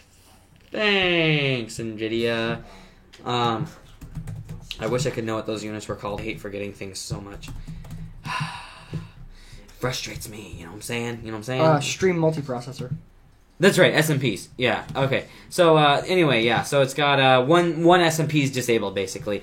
180 watts TDP, which is just a little bit lower than the 1080 and a little bit higher than the 1070. So, whatever. I mean, I'm not really worried about TDPs on graphics cards from NVIDIA right now. Fixed clock speeds for add-in board partners. So that's the one interesting thing here about that. Did you know that? Did you hear about the fixed clock speeds? I heard that their cards were overclockable. They are overclockable. So the clock speeds are, though, NVIDIA is controlling the clock speeds specifically for the add-on board partners, meaning every 1070 Ti you buy has the exact same base and boost clock. Oh, so we're not going to get those, like, plus 40 megahertz Well, cards? The thing is they've grown more to where, like, sometimes you're, like, plus 200 megahertz. Rarely. Not as rare as you'd think. Okay, not as rare as you'd sorry. think, but on any of them that aren't, especially in this price range, worth buying. okay, but then Because- even some of them So are worth buying. the base price for this card is $450. A lot of the decent cards are $500. At which point you're $50 away from a 1080. And that is true. So But, if you're looking at then going from a half decent, upgraded custom board card, then you want to get one of the faster clock speeds ones, you're looking at above $500 potentially. At which point you probably should get the 1080. Right, but I mean, they still have a pretty significant boost on some of the added ones that are only like, $40, $50 more. Now, that's true when you're saying that, but then again, the 1080 custom designs are $40, $50 more. But so it levels out. Yeah, but realistically, I'm just saying, if you're looking at getting the best performance for what you're buying, in my opinion, if you're spending $500, if you're looking at a card for the 1070 Ti's that is close to $500, you're better off spending $550 on a reference or on like the base 1080. If you can, yeah. If you can spend the extra $50. But I mean, it's still not a huge deal, and I mean, it's not huge. I'm just saying it's if you want to be efficient with your money. Right. But the point is though, is some of the higher end cards you're not going to see the super high stock overclocked ones. Now the reasoning for that though is so that it doesn't cannibalize 1080 sales. Because really high overclocks, or actually even fairly mediocre overclocks on the 1070 Ti are actually going to be beating stock clocked 1080s. NVIDIA doesn't want that happening out of the box. So now with overclocking, of course, it's going to wreck it. But for your general consumer, the comparison out of the box needs to match up with the number setup. Of course, you overclock the 1080 and it jumps ahead again over the 1070 Ti, but it's still just a bad marketing thing is all. Is if you could buy a stock clocked 1070 Ti, like stock from the manufacturer, versus a stock clocked 1080, and the 1070 Ti could beat the 1080, that could be a really big PR disaster. So yeah. They are overclockable, though. So that is confirmed. Good. So, yes. Alright, so this is an interesting article that I came across. Intel and ARM, and this is WCCF tech, so take it with a little bit of a grain of salt, but Intel and ARM are in theory teaming up. They have... So Intel and ARM announced, I guess it might not even be, it doesn't have the rumor tag, so, but they announced a major collaboration for 10 nanometer and 22 nanometer FinFET architectures. There was an Oxford comma there, 10 nanometer and 22 nanometer FinFET. So anyway, basically not a ton of details here, but there's going to be a 22 nanometer FinFET for the Cortex A55 core. That's supposed to have major power efficiency improvements. So it's going to be running at 2.35 gigahertz at 0.45 volts, and they're claiming 100 times reduced power leakage. But there wasn't much there, so again, 100 times isn't that big of a deal. 30% performance, though, and a 20% die shrink. So pretty good improvements there over the previous stuff. And then there's also a 10 nanometer planned in the future that I don't think is using FinFETs. That'll be able to reach 3.5 gigahertz at 0.5 volts. So that's some interesting tech there. We'll have to wait and see kind of what comes out of all of that anyway. But basically, just better efficiencies and stuff. Intel's trying a little bit. Wait, you mean AMD might have scared them a little bit? Yeah, well, I think that this is also, I mean, because remember, Intel failed at the mobile market. So this is kind of their way to get back in and make some money out of it, because they failed. They're going to make some money by helping. Yeah, they gave up on the maker crowd, which they were making money off of for some. It means no reason. They were actually making a profit off of that, so I don't understand that either. I think it was just that it wasn't enough profit. I guess so. So this is their way to cash in on mobile finally. Yeah. Okay, next topic. So 10 gigabit interwebs is what I titled this section here. So Cable Labs has completed DOCSIS 3.1 full duplex. 10 gigabit download was already possible through DOCSIS 3.1, but with the full duplex stuff, you're looking at 10 gigabit upload being possible too, meaning simultaneous 10 gigabit up and down. Now, of course, internet speeds around here don't support anything like that, but it's still cool to see that it is actually, we have the tech ready, so it is, as we expect, literally just the ISPs holding us back. Of course, the big greedy corporations, not, the actual tech and what it's capable of. That's still been developing at full force. It's cool. Maybe we'll be getting it someday, but probably not with the current FCC and net neutrality rules going on. There's no reason for ISPs to innovate. They are monopolies in areas. Like, they're considered an oligopoly, and they have very small competition in some areas. But, like, let's be realistic. The majority of areas are covered by a single ISP primarily, and the other ISPs that cover that area suck. Speed-wise. Like here in my area, if you want to get pretty good speeds, you have to go with Comcast. CenturyLink's trying to compete, and they've been slowly ramping up their speeds here of what they can handle. They might be bringing fiber here, and then I'm going to that. But it's like, if you want decent speeds, you have to go with Comcast. Yeah. And that's a monopoly. It's monopolies. It's a geographical monopoly. Yeah. I know that CenturyLink is also working on... they have the tech made now, and available in certain parts of Portland for more than 120 down over their existing copper lines. DSL, yeah. Correct. The upload's still pretty bad, I believe. Yeah, but the upload's bad on Comcast, too. Yes, it is. Even on their gigabit down, you only get 35 up. I don't understand that. The only reason you'd buy gigabit down is if you were like a content producer. Yeah. Yeah. Anyway. Or if you torrented a lot. That could be too. But, yeah, so it's interesting to see, and it's exciting, and I actually, CenturyLink, I've been impressed with them trying to compete, because I don't know what my thoughts are on them as a company, as a corporation, but they are at least taking this time to not necessarily innovate, but there's a little bit of innovation when it comes to their DSL, but basically taking the time to try and say, hey guys, we're here, and Comcast has been screwing you for a long time, and we kind of won't screw you. Yeah. We're trying. And I know that in this area too, CenturyLink is even doing things like no lock-in, like you can leave them whenever you want, but they're locking in your price for as long as you stay on that plan. Yeah, So, correct, yeah. they're And doing they're not doing contract stuff like, pretty much at all. There I are don't a lot think, of anymore. complaints that in the Portland area of like customer service not being the best, them Right. not being the fastest to get out there to fix issues. So they're by no means perfect. Yeah. But it does look like they're trying to compete finally. And I mean, that's important, just the fact that they're trying to compete. Those 3 words right there, trying to compete, are very important. The other thing, though, is that no matter how much work they put into their DSL tech, DSL is always going to be significantly slower if you don't live really, or fairly close to one of their like hubs. Yeah. So like, when I lived with my parents when I was at my mom's, we lived right down the street from the Quest office, which is what CenturyLink used to be called. Yes. So I used to get pretty much the maximum speed that the plan came with that we were on at any given time. Right. Whereas I knew people that lived a mile away that were on the same plan that never got that speed. Yep. So it's just the downside to DSL. There's ups and downs to everything. They're working on it. It's just that they can't afford to lay new lines right now. Yeah. But they are slowly laying fiber. And I know some people in my family that have the gigabit fiber through CenturyLink, and they're very happy with it. Yeah. I would pay practically endless amounts of money to have internet that good here, but I don't have endless amounts of money. So I'm just waiting. Now, CenturyLink has told me that gigabit might be coming to my neighborhood in a year or so. I'm really hoping, because I will then just do whatever I can to switch over to that.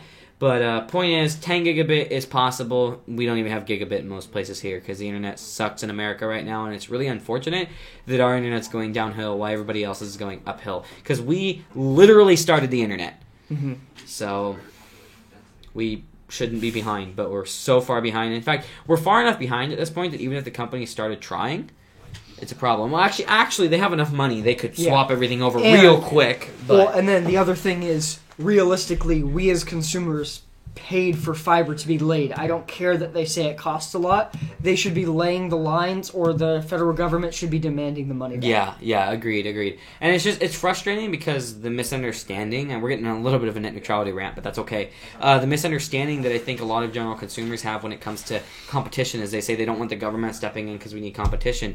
There isn't, and that's the problem. That's the misunderstanding there, is just because another ISP is in an area doesn't mean that there's actually competition. Yeah. It's not, you're not competing on the same level. Just because there's a mom and pop grocery shop in the same little outlet mall as a Fred Meyer doesn't mean that they're competing. Yeah. The mom and pop can't afford to compete.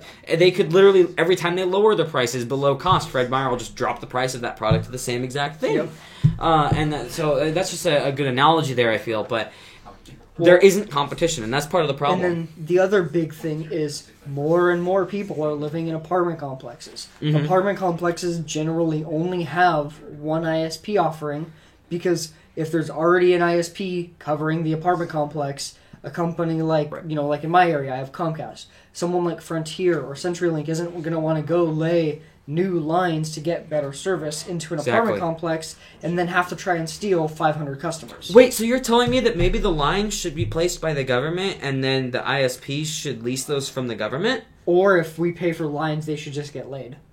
But you get my point, though. Yeah, it's just those lines, like, the company owns them, right? And so no other company can link off of them without paying them more money. Yeah. And I really appreciate companies, though, that try to actually push the internet when it comes to things that are going on in America. Companies like Google Fiber, when they were still doing stuff. They're working on non-fiber stuff. That's true, yes. But I mean, when they were still doing fiber, I guess I should say. Or Sonic.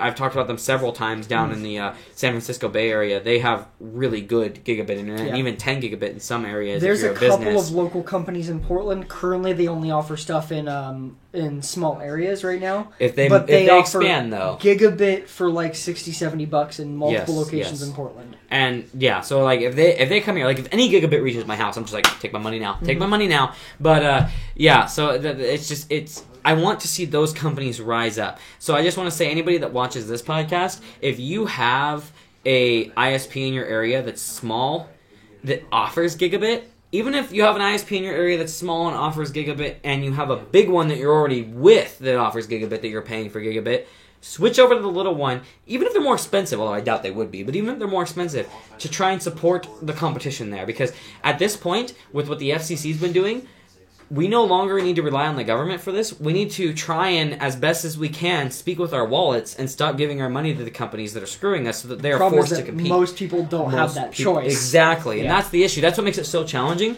So basically, though, if anybody that can, switch over. Yeah. Anybody that can. Yeah. That's just my thoughts. Especially since... That's like the only choice we have right now. If Verizon is successful in what they're currently trying to do, we won't have the option of getting our state government to protect us. Because what Verizon is currently working on, this was originally thought to just be for the privacy laws, but there was an earlier report today that indicates that no, it's also for net neutrality. They are trying to essentially ensure that the FCC implements rules that bar states from being able to implement their own internet laws. Yep. So essentially, they're using... It's blatant screw the people, Yes. and nobody's paying attention. Yeah. Well, actually, the people are, but you get the point. Some people are. Yeah, Most true. people There's actually a lot of people that either don't care, Or or don't know. a lot of people that don't know, and even still if a they- pretty good amount of people that disagree with net neutrality. Mm-hmm. And the issue there A lot of is people that I would disagree with it, though, don't really understand what the full implications of what would happen. They're not Because- understanding that two ISPs doesn't mean competition. Yeah. That Well, doesn't click with And them. then bigger than that, though, is when you look at something like net neutrality going away, that realistically does affect free speech. Yep. Because if you're looking at yes, technically a private company and free speech are not, those rules don't apply in the way that the law is written. It's the government. Yeah. If the FCC is, buddy with Verizon, and Verizon's the ones that pushed them to get rid of net neutrality, and Verizon is also submitting fake comments to the FCC. Yeah. And then the other thing to keep in mind is that, per our government, money is a form of free speech. And so if they are charging us to be able to use certain services for communication, and then using that money to stop us from communicating, or for them to change the laws, they are essentially charging us to take away our rights. Yeah, that's a good point. And that's the ideal of what they want. That's what they want. And it's just so... It's so aggravating because I talk to numerous amounts of people that don't fully understand the issue, and it's really hard explaining to them why it's important. And you know what? If ISPs weren't making 95% profit and they were innovating and there was actual competition in the market, because competition is generally good for the market, I wouldn't want net neutrality, but I don't think anybody would it wouldn't have come up as a subject. Yeah. It wouldn't matter if the ISPs were doing the right thing. The fact is, as companies, they're not doing the right thing. They're doing, how can we make the most money possible no matter the cost of screwing the consumer? And that last part's the key there. Every business, the idea is make as much money as possible, increase your profit margins as much as possible. But the idea is they're doing it and simultaneously not innovating and screwing people because monopoly. Whereas larger companies that still have the same goal, if you have multiple companies competing with each other, they have to spend the money to benefit the consumer by competing and making the better product to try and get the consumer to go to them to make more money. Yeah. So even though they would maybe even want to screw the consumer, they literally can't because they have to compete. Yeah. And then the other thing is, of course, there's plenty of competition. There's like 4 or 5 ISPs available in Washington, D.C. Yeah. So for the politicians that really haven't lived... A lot of the big ones. For people that have lived in D.C. for years... They don't understand. They're going to think that there's competition. Yes. And and especially like even here, there's competition in comparison to a lot of areas. You go to more rural areas, one option. Yeah. And there's another thing too, is there was I don't remember all the details, so take this with a little bit of a grain of salt, but I was listening to some podcast about it. I listened to so many, I don't remember which one it was from, but the FCC seems to at this point kind of think that the threat of competition classifies as proper competition, so therefore they're competing. Like, it's almost like they're trying to convince them, well, we have to innovate in case competition comes along. And that's what their argument is, well, even if there's not competition, the fact that there could be competition is what forces us to compete. So we don't need net neutrality. Yeah. We don't need any regulation. Yeah. And it's then, like, what? And then they sue states, and whenever states try and implement their own, or like cities try and implement their own internet, they sue to try and block it. Yeah. They literally try and use what they use our money to Yeah. prevent us from regulating them or making them do the right thing. Mm-hmm. And but beyond that, they use our money to sue states from from just making their own internet service. Yep. So that they can't have competition. That way they can keep doing whatever they want. Exactly. They would rather spend the massive amounts of money on the lawyers than spend money to innovate. Yeah. Just so that they can screw people more. Mm-hmm. And that's so frustrating because the internet started in America and it was the frontier of it. And we should realistically 10 gigabit for everyone right now. We should be way ahead of everybody else. At least 1 gigabit. At least gigabit for everybody. 10 gigabit being offered to everybody. Mm-hmm. And the issue is the competition fact is the issue. Is I'm a capitalist and I will never disagree with the fact that competition almost always promotes great things. But it's the misunderstanding of is there competition or not. And that's, I think, where the biggest disconnect for people that actually are paying attention to the issue is, that maybe disagree with it, is not understanding that there actually isn't competition. And even though there's the presence of what appears to be, when you look into the details, there isn't. Mm-hmm. And it's frustrating because of these big ISPs, imagine if they would actually spend their money on innovating because of how much money they've made. We could have the best internet in America. Yeah. I mean, in the world. And in fact, we could have the best internet in the world in the blink of an eye because they have so much money. We could literally, everybody's here and we're here, and then literally, like a year later, yeah, just way above them. Like I said, 10 gigabit offered everywhere, gigabit again, like $20 even a month. if they just spent the money that the federal government gave them to implement the better services. We'd be almost caught up. Yeah. If they would just spend that money. Because we would have Fiber Nation. Exactly. We would have Fiber Nation. We would actually be like basically caught up with other companies. Yeah. Or other countries. So it's frustrating to understand that they're hoarding this money that they could use to innovate on the internet in America to make the experience better for everybody in what is ultimately becoming a means of a living here. Mm-hmm. I mean, not just a means of communication and entertainment anymore, although entertainment's been booming, but now it's becoming more and more a means of living. Look what I want to do for a living. Yeah. Look what lots of people actually do for a living. Yep. And it hurts the little guys that are trying to do this stuff for the living that maybe can't afford just to figure out how to get gigabit where they want. The big YouTubers can figure out how to get gigabit or 10 gigabit where they're going. Mm-hmm. I can't afford that. Yeah. And so if I want to have a better experience for uploading videos and stuff like that and to do more content faster or stream stuff higher quality, I don't have the money for that. So I literally, it keeps... Not only are the ISPs not competing, but by doing so and forcing this negative innovation, so to speak, it is actually forcing there to be no competition amongst the internet itself, amongst the people of the internet that use it to make monetary value. So, yeah, don't give me funny faces. Time. Huh? It hasn't even been an hour and a half. Quit complaining about the time, Calvin. We didn't start on time. 9. No, we didn't. Just We started at like 9:15 almost. Okay. We're good then. Why? What are you getting at? Calvin complains that it's 2 hours. Well, it's going to be 2 hours. So anyway, And we've only got 2 more topics. yeah, we have 2 more topics, and we still got a food question. We are doing it. We are doing it. I'm coming in for that. Alex is coming in for the food question too. He makes it I'll more step fun. out so he can do it. Oh, come on, you got to join in. You got to join in on the food question. It's important. We have a weekly food question. I'll give a simple answer. It's important. It's important.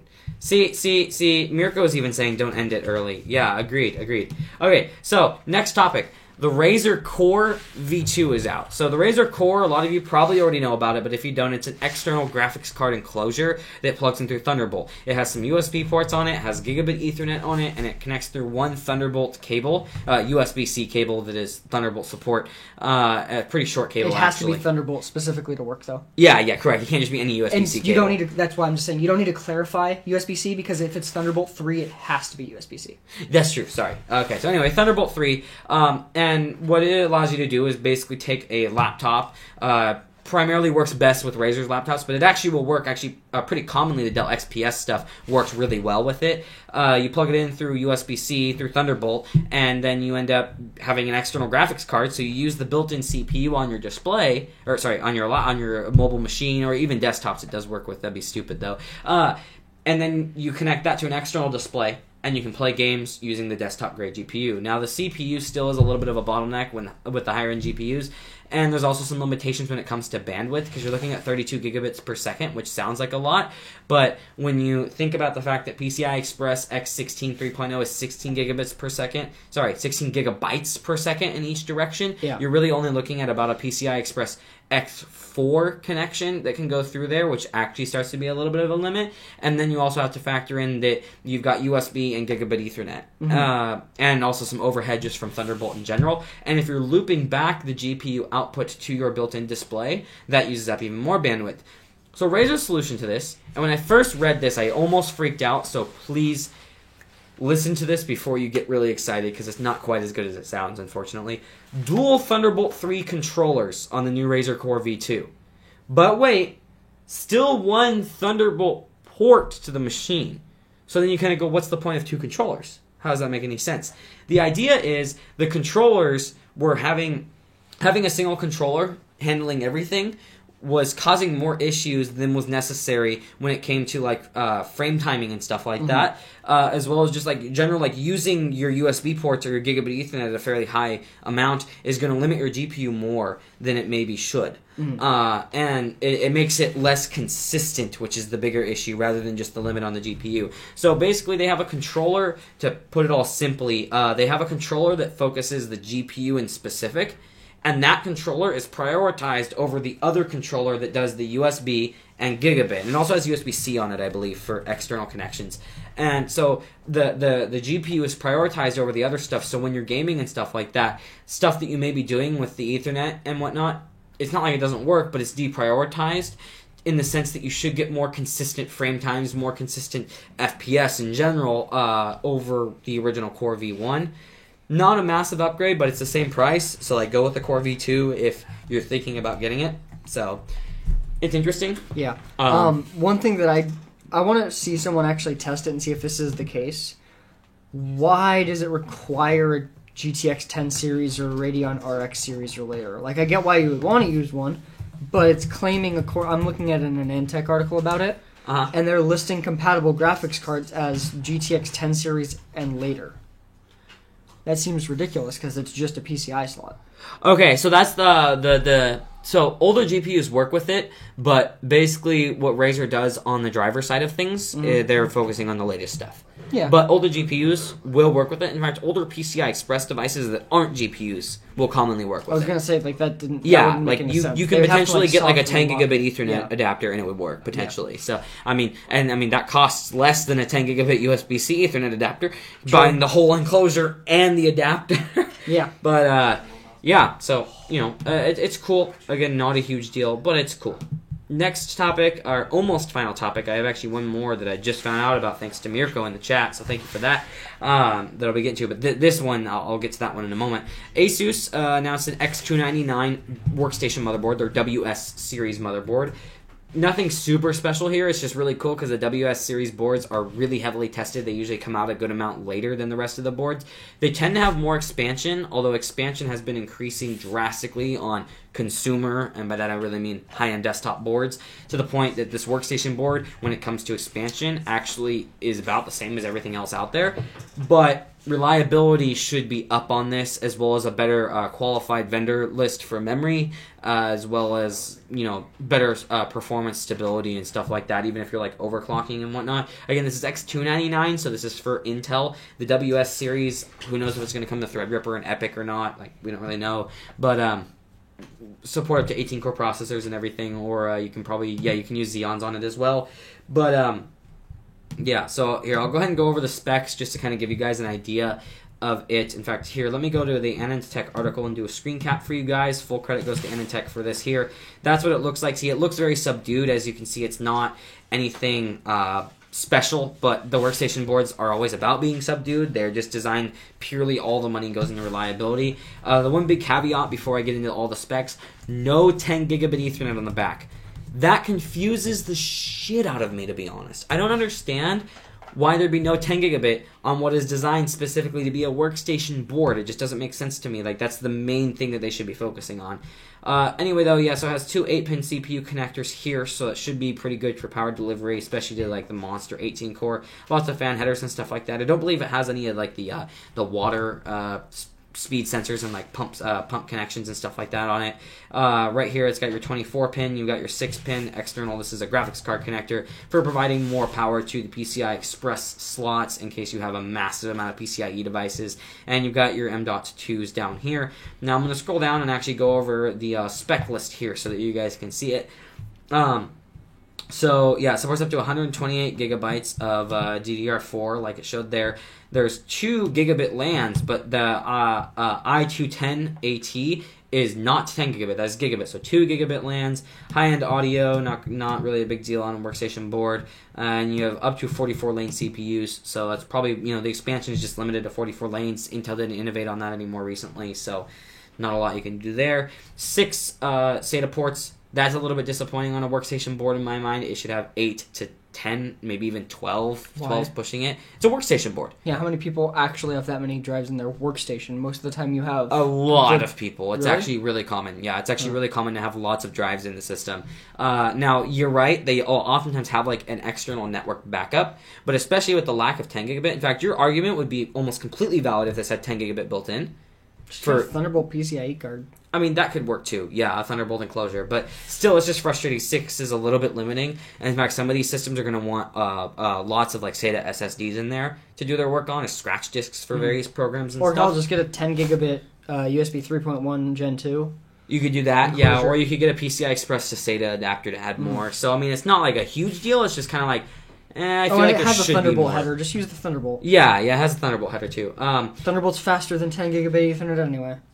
Right, exactly. So it only has 2 M.2, which is maybe seemingly weird at first, but it also has a U.2, and that U.2, unlike most boards, doesn't share bandwidth with the third M.2. Mm-hmm. So you actually have 2 full-speed M.2s, and you have a full-speed U.2, which I don't know if you know what U.2 is. Remember when the 750 series SSD came out, it had that weird connector? That's U.2. It is the same speed PCI Express X4 link as M.2, so it's just for drives that are actually going to go in like a 2.5-inch form factor. A bunch of USB and whatnot, fan headers, so like I said, it doesn't look like there's any like specific water cooling headers and stuff like that. Not really surprising. So not surprising, yeah. And then, you've got USB 3.1 10 gigabit and 3.15 gigabit. Switching back to us, so, pretty interesting board, but not as exciting as I've been excited about that board as I have been about other workstation WS series boards recently. So Mirko mentioned something. The Xbox One X, this is actually fairly breaking news, article from The Verge, so the Xbox One X will actually natively support 1440p monitors. So we knew it supported 4K, so it's not like a huge surprise, but it's just nice to know that if you have a 1440p monitor, you're not just going to downscale to 1080. It's not just going to drop to 1080. Which is what the PS4 Pro currently does. I imagine that the PS4 Pro is going to magically get a software update here in the next little while to get this support. Yeah, because all of a sudden Sony will go, oh. However, this would also require games to support 1440p because games don't scale in the same way on console as they do on PC. Correct, especially with the PS4. Yeah. Pro. Well, no, with both of them. With both, but the PS4 Pro has a different upscaling system, right? I mean, it has. You're talking it has native, different though. You're talking, options. Yeah. Yeah, you're most. I'm saying like. Even on the Xbox One X, unless a developer develops a 1440p mode, you're still going to get 1080p just because it says it's 1440p. It's up to the developer. Now, this is nice because the developer actually has the choice of implementing the 1440p, whereas on PlayStation 4 Pro, they do not. So it's a cool little feature. It's a good start. Yeah. We'll have to just see if it gets utilized. It's something. It's something. I feel like if you're buying an Xbox One X now, and unless you already have a 1440p monitor and just game only on 1440p monitors, or I mean on computer monitors, you should probably just get a 4K display. Maybe so. But yeah, it's a 4K lot of people already console, have them. Because hint, 1440p gaming has been around on PC for a decade. Hint, if you have a gaming PC that can run a 1440p monitor, you shouldn't be buying an Xbox One X anyway because most of those games are on PC. This is true. I'm just saying, a lot of people have them. Yeah, Is what I'm getting. A lot of people Yeah. probably already have 1440p monitors Yeah. because it's been around for so long. And up until about 3-4 years ago, it was like if you wanted to be the top-notch PC guy, you had the 1440p display. So a lot of people probably still have them. So it's just cool that it supports it. It will. Now, what I would like to see is if on, and I have to imagine it would, if on the 34-inch ultra-wide 1440p monitors, if those supported just standard 16:9 1440p when gaming properly, or if they, I've seen where some consoles you plug them into an ultra-wide and they just stretch the image. Okay, So I wonder how that would be handled. Also, though, since the Xbox One X has done so much work for supporting different resolutions, FreeSync, things like that. Yeah. I want them to implement ultra-wide support for when you're watching videos. I It'd be nice agree. if you're Yeah, watching a yeah, 4K yeah, Blu-ray, exactly. if you could get the 21:9 aspect Yes, ratio. that's something I really... In fact, that's something that I despise about anytime I watch 21:9 content on my 21:9 monitor, and instead it's literally just a black circle around the 21:9 Black content. square. Black square, sorry, black rectangle. Yeah. But it's just boop, boop, boop, and I'm like, okay, great, black bars on all sides now. So I want to address a question before we get to our food question. So over in the Twitch chat, FoxLXOF, I don't know what that's supposed to be pronounced as. He's asking if Google or the government was to build a fiber network everywhere, would you be concerned about privacy? Yes, but I already am. Yeah. I don't think it would be any worse. So basically the answer to that is the NSA and the government in general and whatnot, as well as Google, they're already track enough. I don't think it's going to make that situation worse. That's another conversation for another long conversation for another podcast or something about the different privacy issues that we have. But I wouldn't be any more concerned about it. I'd be equally concerned about it. And also, in bringing up that idea, that's not necessarily the solution. That's just an option. We need to be talking about actual fixes, not making the problem worse. Right. That's the problem with a lot of... In the perfect world, you'd have Comcast, Time Warner, AT&T, Charter would all try and cover all of America with fiber and compete with each other for pricing. But that's not happening because somehow Comcast and Charter actually legally agreed to not compete, but found a loophole in non-competes so that they can... Yeah. So that they can non-compete, basically. Just not officially, because they're kind of... They're like... Not exactly agreeing to they not compete in a couple of areas so that they can say there's It's competition, something like that, and then they yeah, just don't yeah. actually compete in the majority of metropolitan areas Exactly. where it's important. Important. But yeah, it's just, I mean, every single potential solution for realistically every problem is going to have its flaws. We just need to actually have real conversations about them and figure out what the best route is to be. Yes, yes. There's a big problem in this country right now, especially among tech community and science, of just it has to be done this way or it can't be done at all. Right. Or it's just not being done at all, which is the bigger problem. Which is a bigger problem. So it needs to be something that there needs to be a true conversation about. Right. So, Alex! Food question. Calvin, you want to join in? No, I hate food questions. Why do you hate the food questions? People It's love a the food tech show. questions. But every tech show has something weird about it. Come on, let's be real. Yeah, it's I'm Ethan going from tech. Word Tech. You're not Ethan. Now, make sure you're in frame. Get your butt over It's here Ethan because from you're Russia not in Tech. frame. Be careful. Don't break things. Can It's you walk full of me? mercury bulbs. Are you able to walk behind me? Yeah, but you just need to suck it in for a moment. Oh, it's my armrests that are in the way. The thickness. Not me. It's the chair's thickness, bro. Hi guys, hey Mirko, Alright. look at me. I'm Yeah. in people. Let's Let's get some vodka. Dos You're in banana. this. Whoa, whoa, whoa, whoa, whoa. We only speak English on this podcast? Das Vadanya. Putin, Okay. vodka nation. So the food question here Babushka. was asked by Felipe. We do this at the end of almost every podcast, and it's just a question related to food, and we kind of argue about it unless we miraculously all agree. Okay. So, you're not going to agree with mine because mine's the correct answer. What was the Yours question? is- I wasn't even so the listening. question is that we haven't said it. Oh, yet. okay, So that's the question for this time around is rare, medium, or well done. Applying to not just steak, but applying to like whatever. Okay, you eat. because I am an 'Cause Indian you man. don't eat and I steak. can't have, Yes. If Yes. you say well done, I'm gonna beat you. So for steak, the correct answer is well done with ketchup because our president eats his steak well done with ketchup. No, Yes, the he correct does. answer is medium rare. It's a hybrid. It's a hybrid Oh, it's between the two. rare. Medium rare is for pussies who can't accept it. No, because it depends where you go, though. Because medium rare is like rare at some other places. So it Except depends. that's because they're not doing it right. Medium Yeah. rare or medium are specific temperatures. They are. I understand that. Yes. I'm saying, though, You can- if it's you like go... the texture- Like, if you order But you medium rare at, like, say, a high-end restaurant, it tends to be The actual way more temperature? rare The actual than medium rare. rare at a That's lower-end Again, restaurant. it's Again, because I know they're it's doing it because they're correctly doing or it not. correctly. But I'm saying that's why I say medium rare done the right way. Yeah. Felipe, your Rare, question if you is go dumb. to a... I can't contribute. You can... Yes, you can. How do you like your salads? Do you like them bloody? Well, like, the closest thing to beef that I have is lamb, like lamb steaks and stuff like that. And You cook, can do lamb that way. Well, you cook. I would What? cook that. Cook that. Cook that all the through. way well done? Yeah. Okay. Because I would say medium rare if it's done right. just sous vide everything to whatever exact Shut temperature up. you want. But Did you get but it yet? Rare, Not yet. Okay. rare if you go to a lower end restaurant. Yeah. Because then you're gonna get a more medium rare. They're gonna cook it. because They're actual gonna rare check the steak, the temperature at outside rare is and still then let red. it keep cooking. is what Actual rare happens. steak, the outside's At still a low little end bit restaurants, red. usually what they do is they keep it on there until it hits the temperature for rare, pull it off, and it still cooks for a little while. Yeah, right, So- right. Yeah. I do my eggs over hard, if that counts, because we're talking about like. I mean, hey, that works. Certain So, amount- yeah, you don't so- like them over easy. No, I like them over hard. I hate you. By So, the way. actually, I like sorry, them over over medium. medium. Over medium. Would you say over medium too? Huh? You see- I was making a Oh, joke. I like Do you them know the over medium. difference? So over medium is over means they're cooked on both sides, Yeah.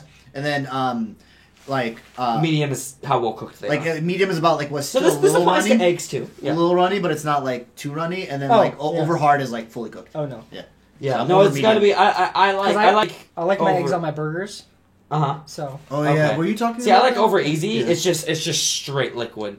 I like it. Yeah, I I've just seen you prefer eat it. eggs. No, Yeah, he you slurps, just he slurps. you try and open them and there's like And he all goes, over your "Hey, plate. I've seen him go at one point. Ethan actually just cracks open the egg and just dumps it in his mouth. Like, No, Rocky style, no, right? that's Just- gross. I couldn't do that. I'm sorry, I couldn't do that. Shots, You gotta- shots. The white's still got to be cooked, you I know. couldn't do that. Just the yolk. What do you like, Calvin? I How do like you them your eggs? I over. like scrambled unless they're on a burger. Oh, I like Okay. scrambled eggs too. Scrambled eggs are good Yes, too. I like them See, when so they're this does cooked. apply to eggs too. Yeah. This applies to eggs. Yeah. Yeah. I like scrambled eggs. I do. I like omelets. I do. This took a tangential switch to eggs, but Hey, I mean that's Favorite fine. eggs do you Whatever. eat? I mean, it's like the last 5 minutes of the podcast. We talk about Felipe's food question. It's important. We Eggs need to get Benedict him is on good. the show and have him ask his own food question You need on to the start a show. food translator. podcast He with should be him. a A food translator, podcast with him. and he should translate for our Hispanic I mean, audience. hey. Our vast Hispanic. Him and I are still going to You're start thinking, a what? subreddit about water, high-end water. Oh So, God, I mean, you guys! yeah, He's so trying. we're starting. Don't I- say the name of it. I don't want somebody else to make the Reddit. I still. He drinks water that's like pH like 10 or something. 9.5. I don't not consistently. I do And sometimes. that's super like. It's I super still I alkaline. maintain that it's still really bad for you, and you should drink like neutral water Yeah. You've I like maintained lemon that, water. but also I've shown you research on high pH by water. the company. Not just by the company. But you also showed me the company. because it was funny. But I've shown you research on high Yeah. pH water, and I mean it's because we have a fairly acidic diet, especially in That America. can, yeah. And so it helps balance it out. Yeah, gives or it you can just something eat some more fruit. alkaline. Yeah. I mean, you could just eat some fruit. Like an apple, Some right? fruits are acidic, though. Some fruits are acidic. No, well, no, it's acidic externally, but in your body because of biochemical. I guess, processes, yeah, it's it comes, Apple yeah, I'm a day more protection alkaline. from But pH. But I I still- mean, what if I wanted to drink water instead of eat What'd you fruit? say, Calvin? An apple a day protects you from nasty ass water a day. Nasty ass one. But you know what we need to do? We need to ban the very dangerous chemical dihydrogen monoxide. We really do. We really Yeah. do. People have It's died. so I bad. know. They've gotten burns. Uh huh. People have died I'm from it. confused. What's that in? Is Di- that like- dihydrogen I know monoxide? what it is, but like, Two is it- hydrogens, one oxygen. Yes. H2O. Oh. Water. Yeah. So Yeah. a long time ago, there was this kid that did like this whole campaign, like it was sarcastic, right? It was like, "Beware of dihydrogen monoxide," right? And everybody thought it was serious because The there's news talked about it. Yeah, They there's literally there's said, such "Watch a- out for this." There's such a lack in science education in America, so people are like, "Oh my god!" And it's like burns, right? Because boiling water, or people die from it, like drowning. so Yeah. people freaked out about it. It's pretty good. It's pretty Yeah. good. I People appreciate equate it. chemicals with bad stuff. Yeah. They do, which is If, just if fun. it's Water a is a chemical chemical. sounding name, it's automatically bad. Well, water is a Yes. chemical. Everything is a chemical, right? So I'm not a chemical. Duke's a chemical. you are a sack. I'm pretty you are sure a you are a sack of very chemicals. acidic chemical. You are a sack of chemicals. You're a very salty chemical. Oh. No, that's you. Oh, shh. So we have a sack of shit. A sack of salt. You mean his bathroom? Hey, chill. That is my cat's fault. His cat. Yeah. His cat. All is- right, we're gonna talk about this live right now. His- Are we? yes. Are we really gonna Yes. do this his right now? cat dumped. Just in the bathroom where you take a poop. He took a poop, but like on the floor. On the floor. He took a poop in the bathroom. On the floor. In the bathroom. On the floor. On the bathroom. He took a poop on the bathroom. You know, Ethan put that litter box in there just that way he could hide the fact that he shits on the floor. Yeah, There's a it's me freaking that litter does it. basket in it. There's a too. litter box, and he gets in the litter box and poops next to the litter box. He just aims his butt outside of it. Oh my Yeah. god! So I- Welcome to Wordcast. Thank you everybody for watching. I'm Ethan. I'm we Ethan talked from Wordcast. about steak, eggs, high pH water, fruit, Banned dihydrogen chemicals. monoxide, chemicals, and cat poop. And a little bit of tech. And a little bit of tech. No. Hey, we only had 5 minutes of like cat poop and dihydrogen monoxide. It was Okay. like 30 minutes when we talked. It felt like felt forever. like it felt like Since forever. you've been gone, Calvin. Yeah. Since you've been Oh gone. boy. Well, that's the end of the podcast. I'm not seeing any Bye. other questions here. So bye everybody. Vape- Thank you Vape everybody Nation. for joining. That is probably copyrighted. No, I'm just kidding. Vape Nothing's Nation. gonna Vape happen. Nation's I'm for kidding. everybody. I'm totally Yeah, kidding. you're gonna get a copyright strike. You're gonna get banned. Yeah, right. Yeah, So- what are they gonna sue us for content? Yeah, H3H3 is gonna have items do a content cop on us for stealing for their stealing content. that. Yeah, I right, can right, imagine, right. Hey, it's Ethan from WordTech. Hey guys, Nobody wants to watch your stupid podcast. I agree. Well, I mean, you're in it. That's why you don't want to watch it. Yeah. You're like, Oh, I I- suck so much, I don't want to see my own Okay, video. so you accepting the meme once again validates that it is no longer a meme based on the conversation that we had earlier today. So That you is doing true. this deletes the meme. Good, I got rid of my meme. Also, I'm happy. earlier in your podcast, you were saying literally a bunch, and I was speaking literally. So you were speaking figuratively. I hate you. Okay, thank you everybody for joining this podcast. We had a really good time. Thanks for all of the questions and content. well, we that had was there. real close to my nuts. Thanks I for know. throwing stuff, dude. But yeah, we'll see you guys next week. Probably be a lot of big news next week. So Last camera. goodbye.